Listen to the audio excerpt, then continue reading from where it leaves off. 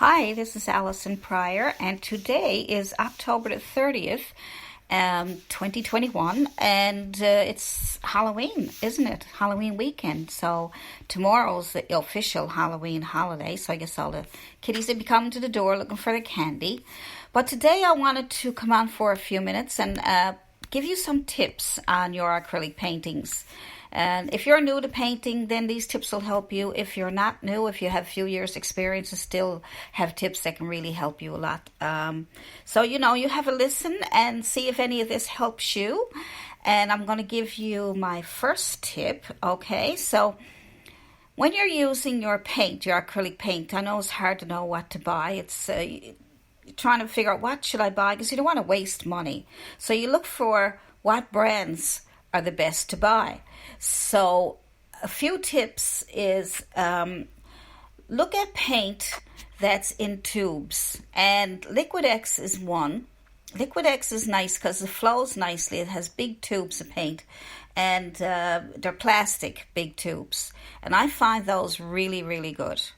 You can look at Dollar and Rowney.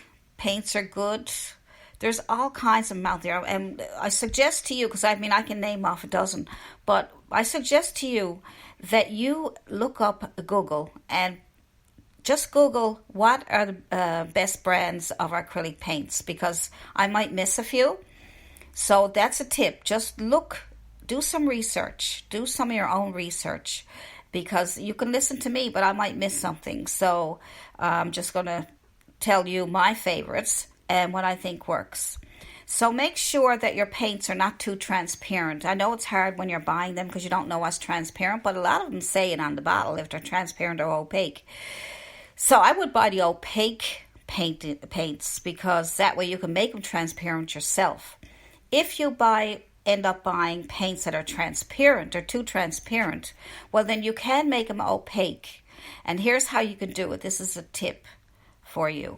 You call it tip number 2. I don't think I'm going to number them. I'm just going to give you what tips I can think of in my head right now because I don't have anything written down. It just came to my head what I should say if I wanted to do a podcast for you today. I like to be able to do more podcasts, but I find that I don't have a soundproof room, and there's always sounds going on around me. So right now I have a little bit of quiet, so I can do that. But it's not going to last very long. But that's the way it is. So anyway, what was I saying? Transparent paint. So now you can make your transparent paint opaque by adding white to your paint. Now you do a little bit at a time because it's going to change the color of your paint. It's going to lighten it up. It's going to make it more brilliant. It's going to make it really nice. If you got yellows, and the yellow, because yellows are transparent anyway. So if your white is too transparent, just add a bit of white or gesso. Gesso is also nice to add to your paint. And go to a point where you see how opaque it is and make sure that, you don't mind it brightening up. Like I always, a lot of times I add white to my paints just to make them nice and bright and vibrant because acrylics dry dark. So if you add white to your transparent or even any of your paint, it will help it be more vibrant and thicker, and you won't be able to see through it as much. You won't need as many layers. Now that's another thing. You can layer your paint. So say you have a yellow, transparent yellow, and you're putting it on your canvas, and it's just, practically disappears. Well, let that coat dry, and then put another coat of yellow on top. And if you have a different color yellows, like you might have dark, medium, light yellows, and they might all be transparent.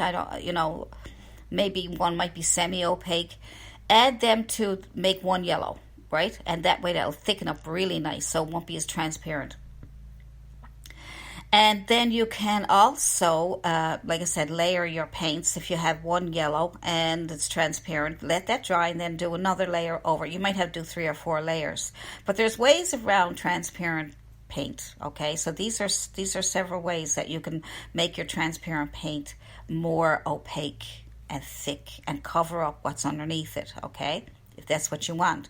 Now, transparent paint is great if you add a little bit of water to it and you just want to do a glaze over something.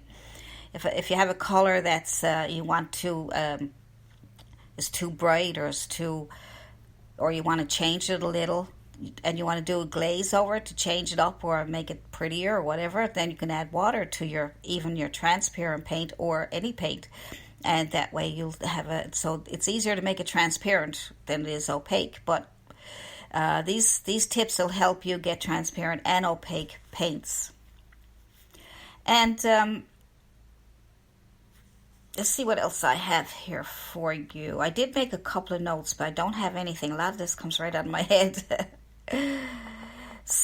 This other thing about people have asked me about selling their paintings.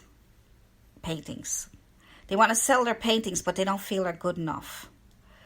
Now, some people try to sell their paintings, and they're newcomers, and you know, I've seen paintings that sell from a brand new artist that didn't really know much about art, but they just put colors on their canvas.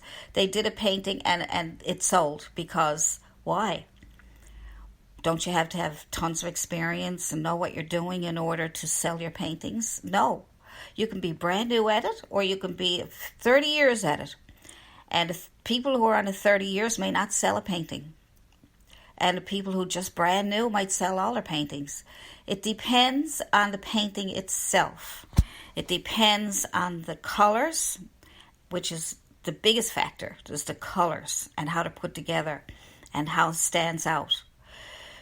Realistic paintings sell pretty good because they're almost like a photograph, but they're so realistic that people just get drawn to them. But the colors are the biggest thing that sells a painting, okay? Reds and yellows, pale greens, you know. Like you might have a painting with, say, a fall painting, and you have these orange and yellow trees, and you have the water is like a greenish color, and you have some rocks there. So you have the contrast also. Contrast in your paintings, but bright colors with some contrast that brings those bright colors out. They're what sells. Also what sells are if you do paintings in your hometown.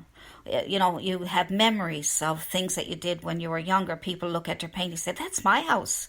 I used to live there, and they're going to buy that painting, okay? So if you do a community and you get it out to that community, you know, you put it up in a gallery somewhere in that community, and you have some of the houses there, and you have some memories there of people that used to skate on rinks or, you know, make their own ice rinks, and I don't know, maybe kids running to an ice cream truck, or, you know, different memories. Childhood memories usually sell pretty good because people say, oh, I used to live there and I used to do that. So they're definitely going to buy it. I know I would. You know, if I seen something on a place I used to live a long time ago, and it reminded me of when I was a child and what I did, yes, I'll buy that paint, especially if my house is in it. So, you know, things like that. So that's what sells, okay? Because a lot of people get disappointed because their paintings don't sell because they don't mean anything to anybody. And their colors are probably dull, or maybe it's all in one color. You need to look up online what paintings are selling. Do some search, and you'll see what paintings are selling the most. And you'll see that most of the paintings are selling has a lot of color in them, has a lot of memories and communities and different things like that. And there's some paintings that they're just so beautiful you can't take your eyes off of them, and they're interesting because they have different interesting. They might have little animals hiding in you know, if you got a woodsy scene with a cabin, and it brings back memories of you went to your cabin, you were fishing, and you see these little bunny rabbits and a deer and different things like that. So those kind of things sell also. So you know, if your paintings are not selling, it's only because, and you know something, you could take those paintings and you can revive them. So say you take some paintings that don't sell, and you're sitting around in your house, and you're like, how come they won't sell? And you look at them and you say, God, it's so pretty, all the colors. And maybe you just need to add a few things. Don't throw it away. Don't try to... What you should do with your older paintings that won't sell is start adding things to the painting. Like, here's a good tip for you.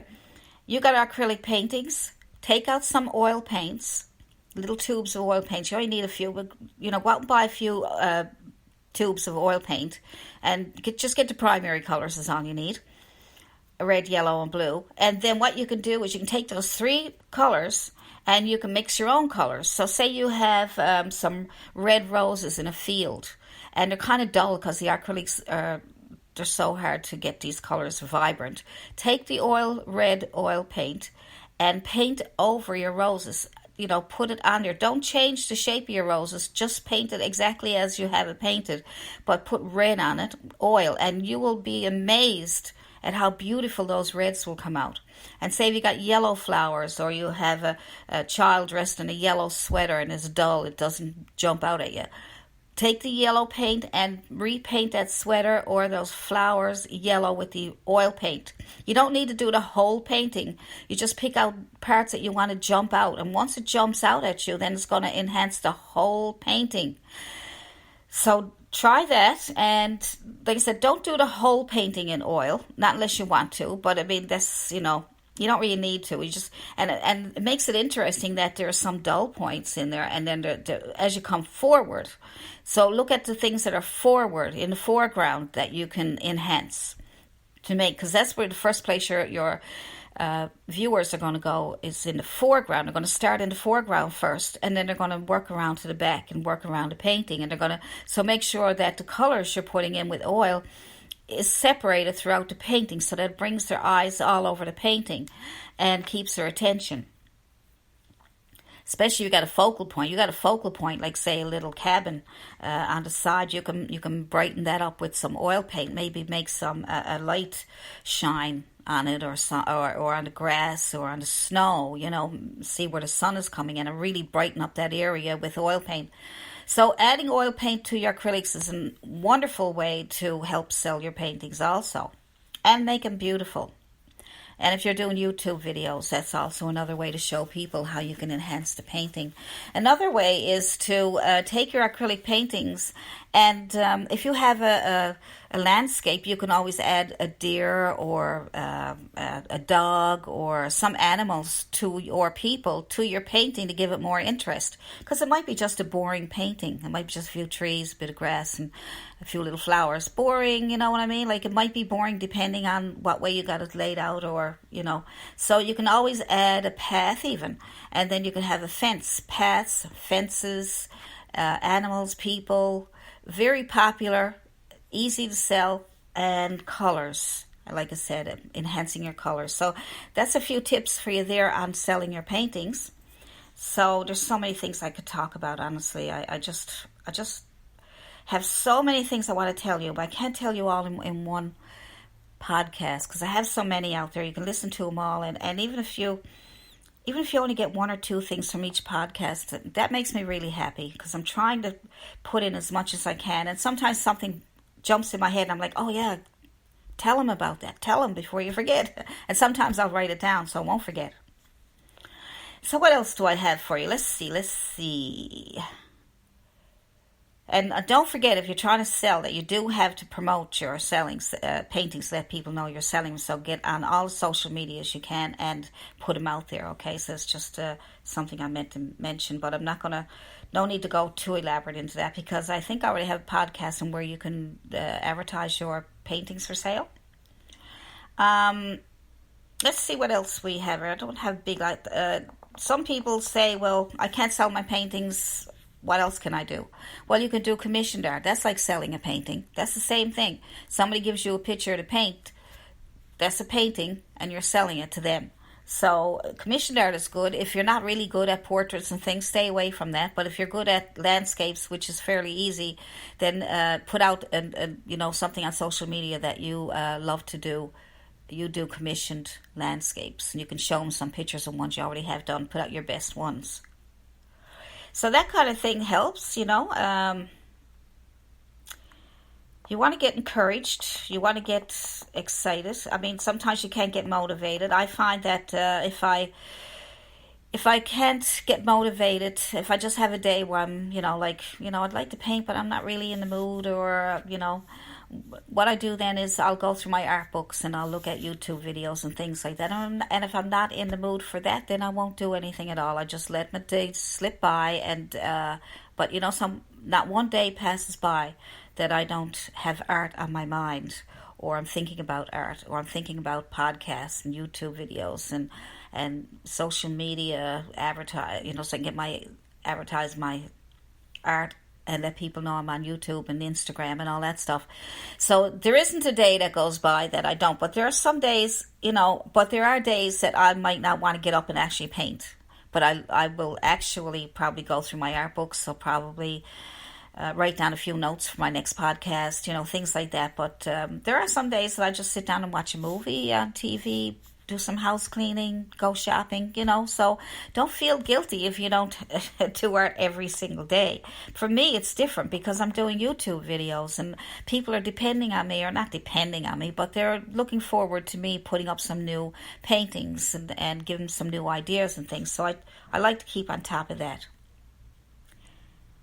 So that's about it. Let's see. I think I got a couple of notes here, but I don't see anything. You can clean your brushes. I got some note here on how to clean your brushes, but I'm not really sure if I want to get into that right now, because I like to do a full podcast on just that, because I tell you, it's important to keep your brushes in good shape. I have brushes, they're not in very good shape, so I just throw them away. But I don't spend a big lot of money on brushes, only on some, because I do so many videos. I have over 1,000 videos on YouTube, right? And that's all those are art related. So I use a lot of canvases and paints and brushes, and my patrons are helping me, be able to buy a lot of this stuff, because it's so expensive to do this when you're doing YouTube videos. No matter what you're doing, you could be doing a makeup tutorial, but you got to buy all those products in order to tell about the products. And some people are lucky enough to get get sponsored, right? I don't get sponsored very often. I've been asked, but I turn them down for, it depends on what it is. I have done a couple. But anyway, that's about the end of it right now. So I'll leave it at that, and I'll do another podcast a little later down the road. So I hope some of these tips have helped you. And email me at AllisonPryor@yahoo.com if you have any questions whatsoever. And I will be talking to you again soon. And if you want me to talk about something that you haven't heard yet, let me know. Just email me. I'll be so happy to get your suggestions. And I'll be talking to you again soon. So have a great day and happy painting, everybody.